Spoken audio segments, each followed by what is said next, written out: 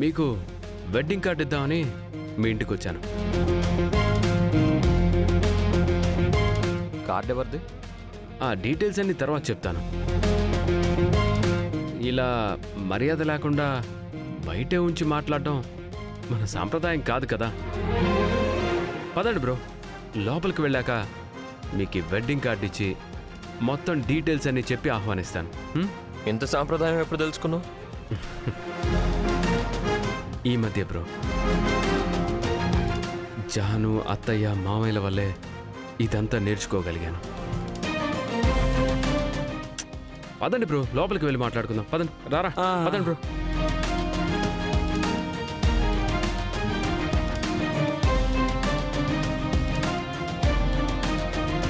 వదిన గారు కనిపించట్లేదు, పిలుస్తారా బ్రో? సాంప్రదాయం గురించి తెలుసుకున్నావు, పిలవడం నేర్చుకోలేదా? ఎంత మాట అన్నావు బ్రో, ఇప్పుడే పిలుస్తాను. వదిన గారు, వదిన గారు,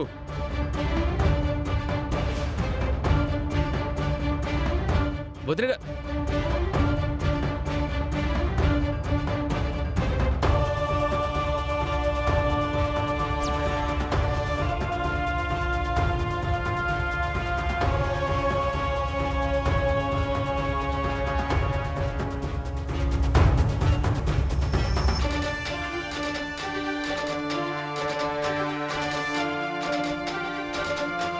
ఎప్పుడూ లేంది ఏనేంటో ఇక్కడ.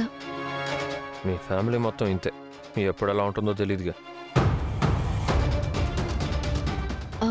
మీరెప్పుడొచ్చారు? జస్ట్ ఇందాకే వచ్చాను. ఇదిగోండి వెడ్డింగ్ కార్డ్.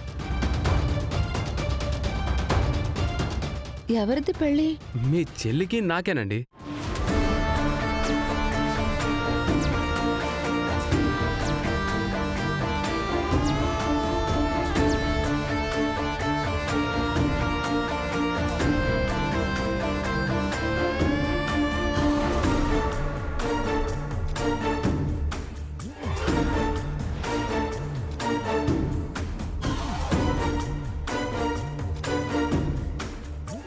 ఆల్రెడీ మీకు పెళ్ళైపోయింది కదా. అంటే మాకప్పట్లో జరిగిన పెళ్ళి ఒక తంతు మాత్రమే బ్రో. అది మనుషుల్ని దగ్గర చేసింది, కానీ మా మనసుల్ని ఒక్కటి చేయలేకపోయింది. కాబట్టే మా లైఫ్లో ఎన్ని డిస్టర్బెన్సెస్ వచ్చాయి. కానీ నేనిప్పుడు మారాను బ్రో. అందుకే తప్పు దిద్దుకొని మళ్ళీ కొత్త జీవితం కొంగొత్తగా స్టార్ట్ చేయాలని నిర్ణయించుకున్నాం. అంటే జాను ఇతన్ని యాక్సెప్ట్ చేసిందా? పెళ్లి జీవితాన్ని మారుస్తుందంటారు. ఇప్పుడు నేను మారి మా జీవితాలు బాగు చేసుకోవడానికి మేం మళ్ళీ పెళ్లి చేసుకోవాలనుకుంటున్నాం. అందుకే పంతులు గారు చెప్పినట్టు రేపే మంచి ముహూర్తంలో మా పెళ్లి జరగబోతోంది. మనుషులు మారితే మంచిదే, కానీ మంచి వాళ్ళలా నటిస్తేనే ప్రాబ్లం. అయ్యో, ఆ విషయం తెలుసుకున్నాను కాబట్టి అన్నయ్య తప్పులు దిద్దుకుంటున్నాను. కొన్ని తప్పులు దిద్దుకోలేం, చేసే ముందే ఆలోచించుకోవాలి. వదిన, అన్నయ్య కొంచెం దగ్గరగా జరగండి. అయ్యో, మాకెందుకండి మొక్కుతున్నారు? వదినంటే తల్లి తర్వాత తల్లి లాంటిదంటారు. అందులోనూ తల్లి తండ్రి లేనివాణ్ణి కదా. అందుకే రేపు నా తరపున మీరు పెళ్లి పెద్దలుగా వచ్చి మా పెళ్లి జరిపించాలి. వస్తారు కదూ? తప్పకుండా వస్తాం బ్రో. ఎదురు చూస్తూ ఉంటాను.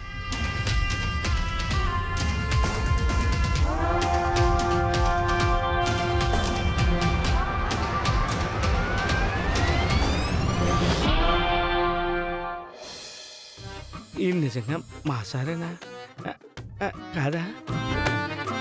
ఏంటో ఏం జరుగుతుందా? ఏం అర్థం కావట్లేదు. వైకుంఠం సార్ సార్ ఏమైందిరా?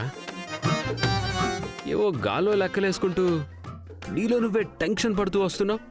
ఏమైందంటారేంటి సార్? నేను కల్లో కూడా ఊహించని 2 విషయాలు ఈ రోజు నా కళ్ళ ముందే జరిగేసరికి నా బుర్ర గిర్రమని తిరుగుతుంది సార్.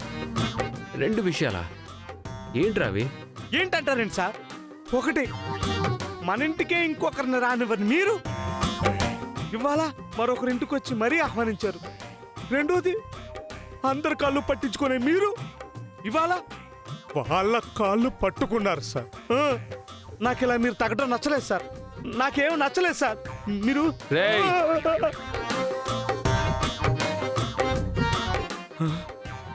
ఏంటి కొడతాను అనుకున్నావా?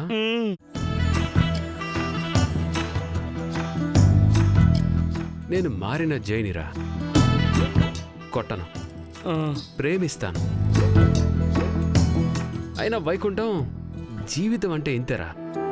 చీకటి వెలుగుల సంగమం, ప్రేమానురాగాల సంగమం. అర్థమైందా?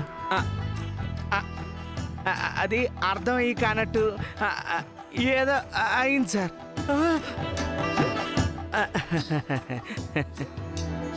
ముందు ముందు నీకే అర్థం అవుతుంది. పద.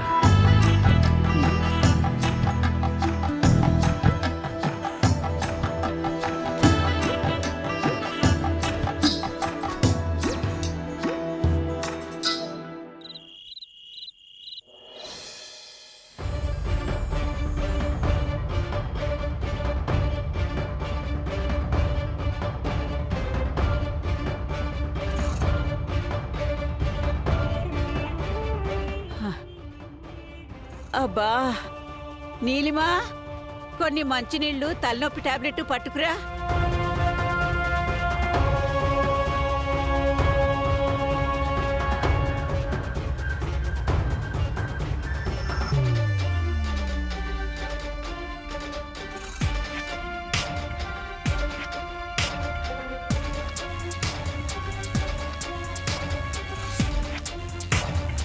బామ్మగారు, ఆ?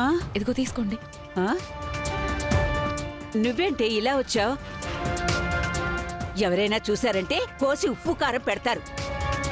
ఏం చేయమంటావు బామ్మ? అనుమానం పెనుభూతమై నన్ను నిద్రపోనివ్వడం లేదు. ఆ? ఏం లేదు బామ్మ, తులసి ప్రెగ్నెంట్ అని చెప్పి ఇప్పటికి 4-5 నెలలు అవుతుంది కదా. కానీ ఇప్పటి వరకు దాంట్లో ఎలాంటి తేడా లేదు. పొట్ట కూడా అసలు పెరగడమే లేదు. అసలు అది ప్రెగ్నెంటే కాదని నాకు పచ్చి అనుమానం. నిజమే గాని ప్రెగ్నెంట్ కానప్పుడు కడుపుతో ఉన్నానని అబద్ధం ఆడాల్సిన అవసరం దానికేంటే? అక్కడే ఉంది అసలు విషయం.